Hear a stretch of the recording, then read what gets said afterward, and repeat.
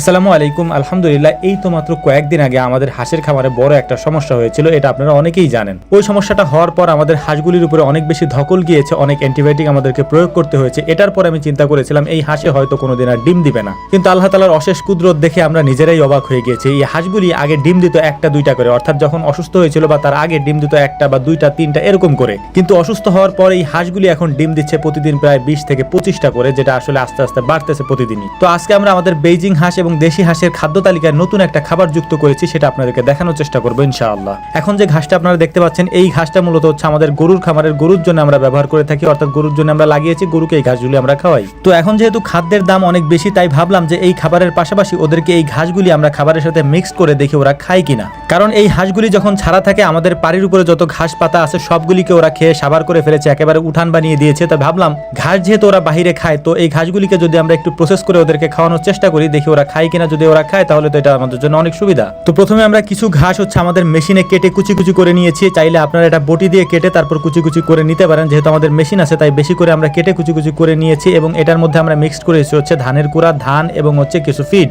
এর সাথে সাপ্লিমেন্টারি হিসেবে আমরা বাড়তি কিছু ক্যালসিয়াম দিয়ে দিয়েছি, যেটা ওদের প্রয়োজন এখন যেহেতু ওরা ডিম দিচ্ছে। এই সবগুলি উপাদান পরিমাণ মতো দিয়ে তারপর এটার মধ্যে পানি দিয়ে সুন্দর করে এটাকে আমরা মিক্সড করে দিয়েছি। তারপর এটাকে আমরা হাঁসের সামনে উপস্থাপন করার চেষ্টা করব, হাঁসগুলিকে ছাড়ার চেষ্টা করব এবং দেখব হাঁসগুলি আমাদের তৈরি করা এই নতুন খাবারটি খায় কিনা। যদি খায় তাহলে তো আমাদের জন্য অনেক ভালো একটা ব্যাপার। তো আলহামদুলিল্লাহ, হাঁসগুলি ছাড়ার সাথে সাথে দেখলাম যে ওই যে নতুন খাবারটা আমরা তৈরি করেছি, এই খাবারটা খুব সুন্দর করে ওরা খাচ্ছিল, যেটা দেখে আমাদের কাছে খুব ভালো লেগেছে। কারণ এই খাবারটা যদি ওরা খায় এখন নিয়মিত, তাহলে আমাদের খাদ্য খরচ অনেক অংশে কমে যাবে। তো যাই হোক, হাঁসগুলিকে ছেড়ে দিয়ে ওদের খাবার দিয়ে এখন আমাদের মূল কাজ হচ্ছে আমরা ডিমগুলিকে সংগ্রহ করার চেষ্টা করব।